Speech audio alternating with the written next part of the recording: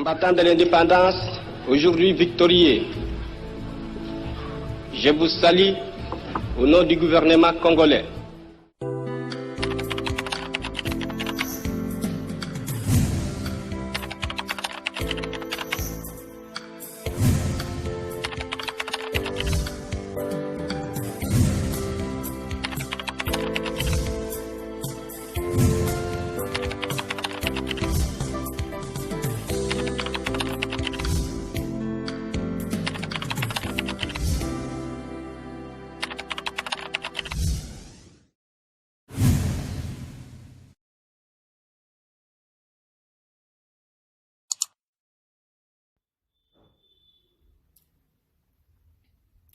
Bonjour et bon début de semaine. Bienvenue dans notre revue de presse de ce lundi 5 juillet.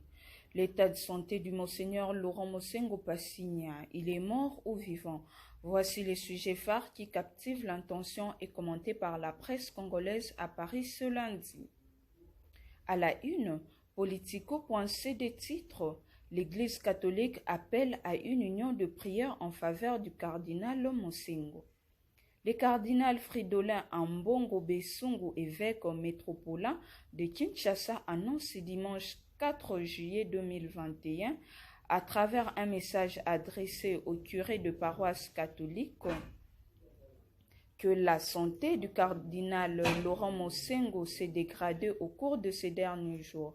Il appelle à cet effet à une union de prière pour l'archevêque émérite.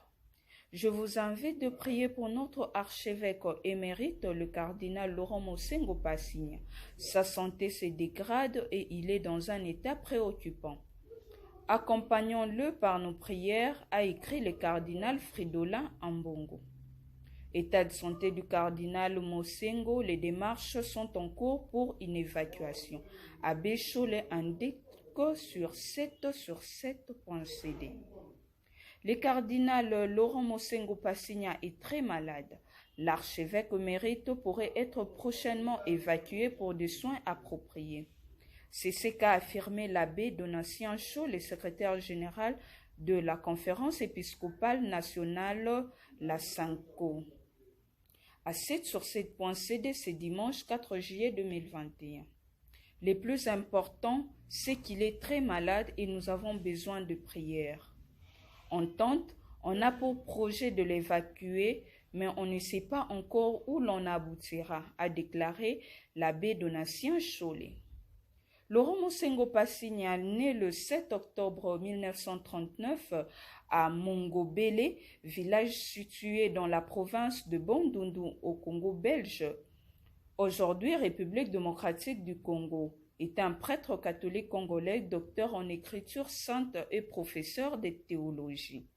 Archevêque de Kisangani en 1988, il est nommé à Kinshasa en 2007 et fait cardinal en 2010. Il se retire de sa charge épiscopale en 2018. De son côté, Actualité.cd nous donne plus de précisions qui titre RDC. L'Église et la famille accélèrent le processus d'évacuation de l'archevêque émérite Mosengo. L'archevêque émérite de Kinshasa, Laurent Mosengo Passigna, est toujours dans un état critique, rapporte sa famille et l'Église. La santé du prélat de 81 ans s'est gravement dégradée dimanche. Ce lundi matin, un avion médicalisé est arrivé à Kinshasa. Tout est fait pour qu'il soit évacué vers l'Europe au cours de la matinée, précise le source d'actualité.cd. La famille, l'Église et même la présidence de la République se sont impliqués pour faciliter les démarches et la logistique. On apprend aussi que le président Sassou Nguesso de la République du Congo a donné sa disponibilité pour appuyer en cas de besoin de cette évacuation. Dans d'autres registres, Dépêche.cd nous informe RDC Justice. La veuve de Floribert Chebeya plaide pour la réouverture de procès. Kinshasa 4 juillet 2021, la veuve du fait Floribert Chebeya sollicite l'implication du gouvernement central pour la réouverture de procès du responsable de l'ONG de défense de droits de l'homme VSV et de son chauffeur assassiné le 2 juin 2010. Annie Chebeya a fait son plaidoyer auprès du Premier ministre Jean-Michel Sama Lukonde au cours d'une audience lui accordée samedi 3 juillet en son cabinet de travail à la primature. Elle soutient la reprise de procès afin que les auteurs des assassinats de son mari Floribert Chebeya et des fidèles Bazana, son chauffeur, soient jugés et punis.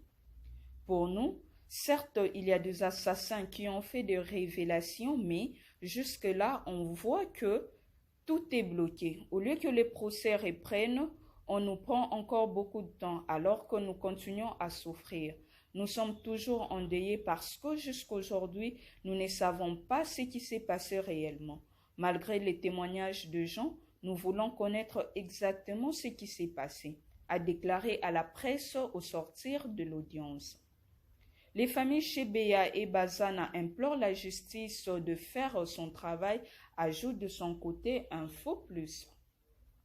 Ces hôtes ont apprécié le sens de l'écoute du chef du gouvernement de l'Union sacrée de la nation face à ces dossiers judiciaires. Nous sommes venus voir le Premier ministre, d'abord pour le féliciter de sa nomination, aussi le remercier pour sa particulière attention qu'il a manifestée à pouvoir recevoir Madame Chebeya.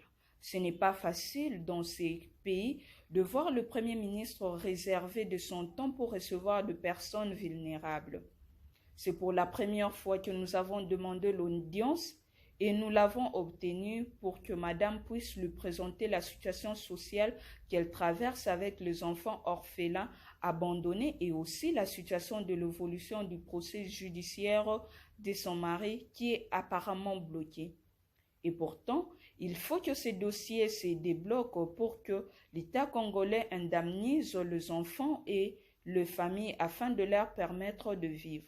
Nous avons trouvé que du côté du Premier ministre, il y avait un sentiment d'accompagnement, un sentiment d'une personne réceptive qui doit prendre des dispositions utiles en tant qu'autorité, a déclaré à la presse M. Joseph Godé-Kayembe de la Lisadelle après les entretiens avec le Premier ministre. Terminons cette revue de presse de ce lundi 5 juillet par le sport, où 7 sur 7 titres à la une. Football, Ibenge sera présenté ce lundi par la Renaissance sportive de Berkane. L'ex-entraîneur de l'association sportive Vita Club, Jean-Florent Ibenge, s'est officiellement engagé avec la Renaissance sportive de Berkane pour une durée de 3 ans. Le club marocain a confirmé cette nouvelle ce dimanche 4 juillet 2021 via ses réseaux sociaux en indiquant que le Congolais sera représenté ce lundi.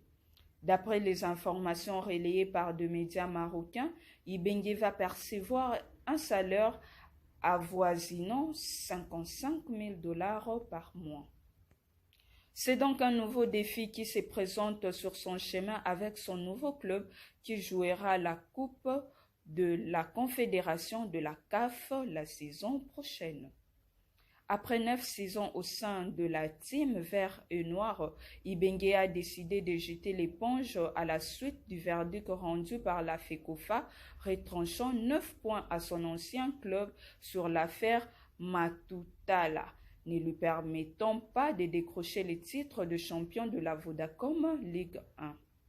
C'est par ici que nous mettons un point à notre revue de presse d'aujourd'hui, mais avant de vous quitter, voici la pensée du jour, qui nous vient du célèbre Bernard Dadier, je cite « C'est pendant ta jeunesse que tu dois planter un arbre pour s'y coucher, profiter de cette ombre pendant ta vieillesse. » Restez connectés sur votre chaîne YouTube GCT Magazine Télévision et bon début de semaine chez vous.